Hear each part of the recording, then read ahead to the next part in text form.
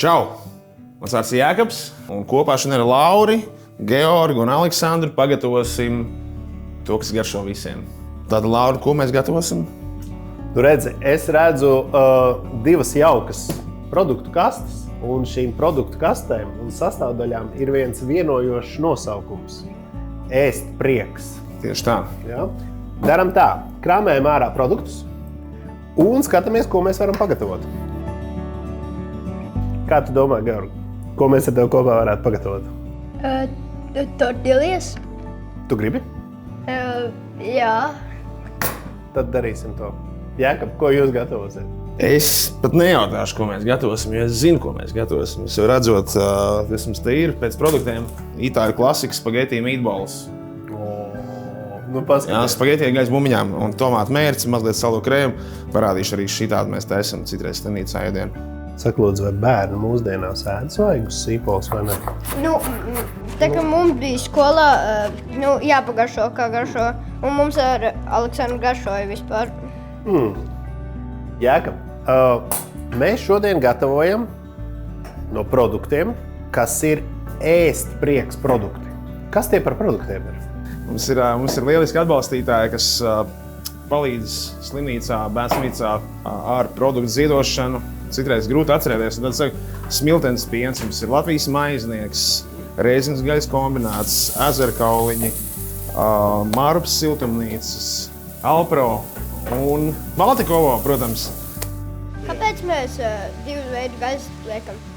Šī vista, viņa iedos ļoti garšīgu garšu, jo viņa jau ir kūpināta, ja? Tas kopā būs ļoti, ļoti garšīgi. Kamēr Lauris liek gaļu pie gaļas, tikmēr es pie gaļas sieru pielieku.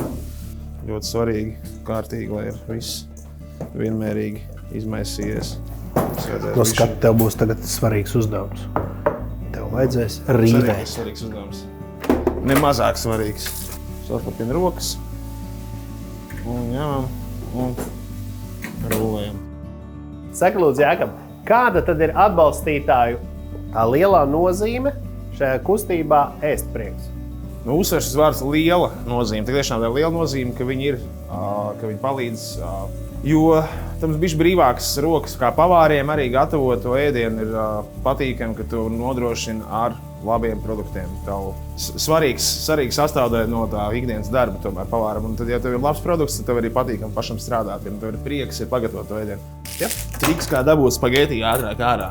Jā, pats! Ir, viss ir.